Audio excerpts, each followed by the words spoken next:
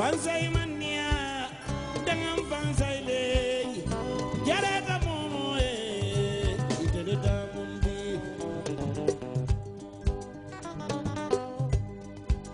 jare tabu mane parinkodia, siaka jamma be Dakar, mama joba de bandimao, musubo jang sankarango, wakaina angalteru.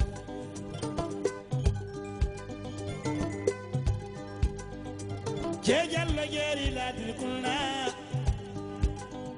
la mini jasi kunjuru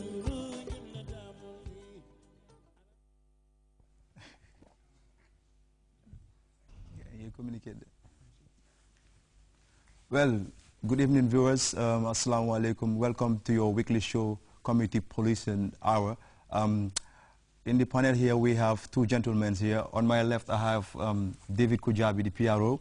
And on my right, I have Bakari Nyang. Welcome to the show, Bakari Nyang. Thank you very much, Jack. Yeah. Thank you very much. Exactly. So, what is the main theme today? Today we want to talk about pickpocketing and stealing from vehicles.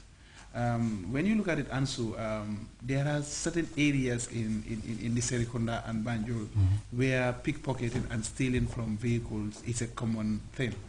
Take, for example, around the Serekunda market where you have the traffic light, which ironically is even close to the Serekunda police station, one of the biggest and busiest police stations we have in the Gambia.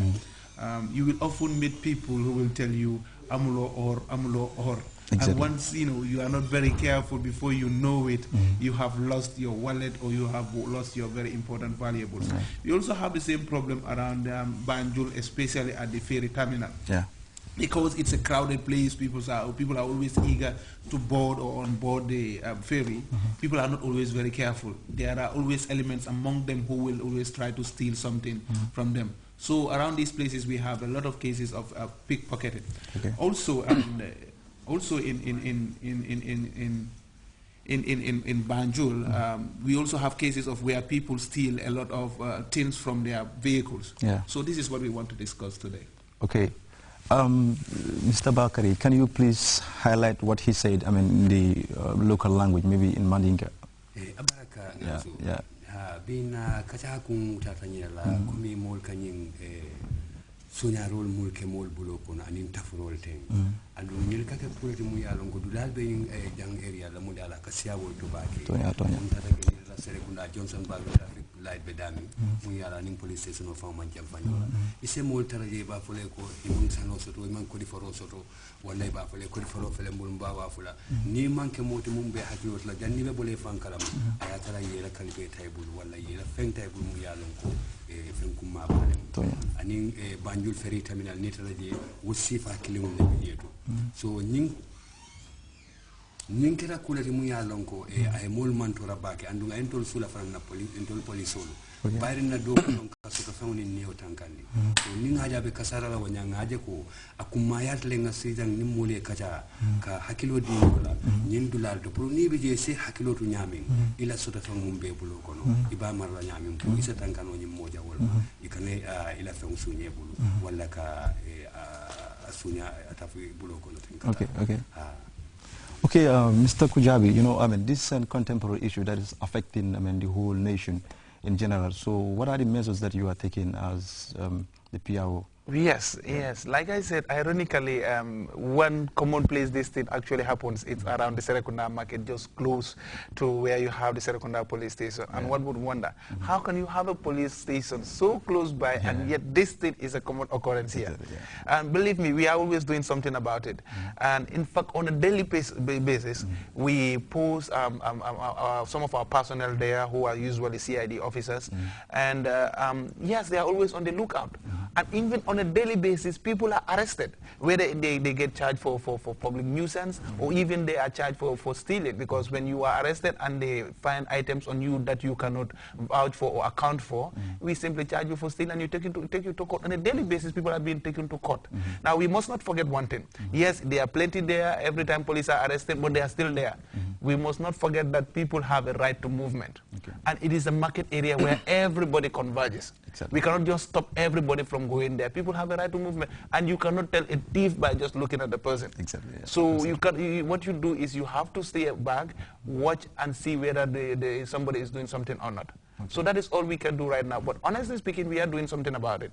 People will wonder to say, but it has been going on for quite a long time. Yes, quite true. But we must not forget that it's a busy area where movement is going on. And people have a right to be able to go on their ways. In fact, there are times when the Joint Security Task Force, that is the police, fire service, immigration, and all, they form a Joint Security Task Force commanded by Deputy Commissioner Landim Bojang. Sometimes they conduct raids. They do mass arrests and then screen people. And those who they find wanting are usually charged and then accordingly and then taken to court. But this can't go on every time.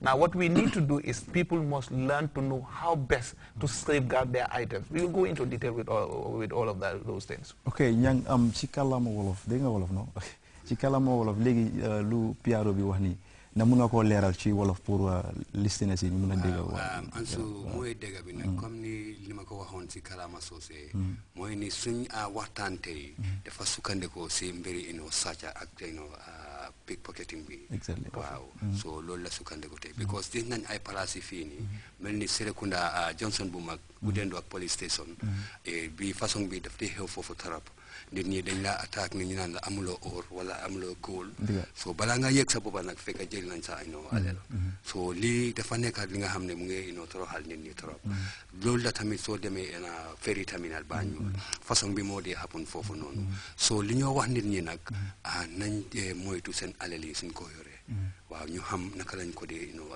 safe si seen yaram yi na because xam nga yéen ay soo bëggut sàcca sax dina am ay item soo ko gisee nii pour gis ko nii rek dina la tempt pour nga sàcca ko waaw so lii dafa nekk si loolu nag loolu tax nag ñu ñëw fii nii pour xelalaat nit ñi nag ni ñoo defee ba moytu seen boppa su ñoo dem ak seen alal yi nii waaw.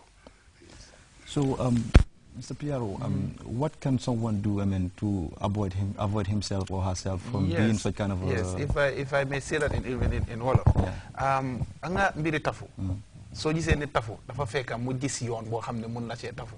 For example, yow yaa ngi amee kalpe yow su dee góor nga yaa ngi am poosi kanam ñaari poosi kanam yaa ngi am poosi gannaaw nga jël sa kalpe dugal ko sa poosi gannaaw bi nga xam ne kalpe bi at least mu ngee feeñ nga nit mun na koo ñëw jël si biir crowd la li nga nit yaa ngi nga puusante ñaa ngi duga génna léegi nit daf laa laal sa doo ko yëg loolu mun na ñoo jël sa kanam because yow da nga ko wone yaa ngi dégg am na ñoo xam ne dañoo dem marché ñuy ubbi seen kalpe nga gis joori xaalis mu ngee feeñ ñu ngi wone ne man maa ngi amee xaalis da ngaa gis ne boobu dañ la dee toppa ba sàcc dañ la dee toppa dañ la dee monitor ba gars yi suñu amee opportunité bi ñu jàppa sàcc la balaa ngaa yëg xëy na léegi-léegi di nga dem marché bëgg a génne sa xaalis sa pour jënd li nga bëgg a jënd gis ne amee loo sa kalpe bi te sa xaalis yóbbu nañ ko loolu yëpp dañ ko fi dee gis ak itam ñoo xam ne la dañ dee sàcc si seen moto yi léegi-léegi da ngaa nekk de boobu is a busy area da ngaa nekk di dawal sa moto sa nga gis kenn mu ñëw mu ne la ma ne sa tanki moto bi te ma ne bàyyi xel fekk fu ànd ak keneen yaa ngi wàcce sa weeri kanam yi balaa ngaa yëg keneen yootu na loxom bi fële yaa ngi si biir trafic bi kooku dugg na daw dugg si biir mbooloo bi moo mun a bàyyi sa moto bi si digg yoon bi riite ko so loolu yëpp mu ngi fa so dañu war a bàyyi suñu xel bu baax a baax am na béréb yoo xam ne soo fa dee dem na nga seet sa boppa bu baax su dee ak si biir moto yaa ngee dawal moto sa items si ndax laptop la ndax téléphone la ndax bag la foo ko teg ndax sa palanteer yaa ngi ubbeeku nit mun naa yóotu ba pare tam bul nangoo jël façon distraction bu nekk lu ñoo wax mooy if you are competent driver soo nekkee driver don't get distracted because sa concentration mooy yoon bi moto bi nekk sa kanam traffic regulation si nga follow ko su dee da ngaa toppat distraction bu nekk di xoolee ba yu mel ni daf laa dal so loolu yëpp boo xam ne si loo xam ne war nañ koo bàyyi xel jigéen yi tam léegi dañoo téye seen baag yi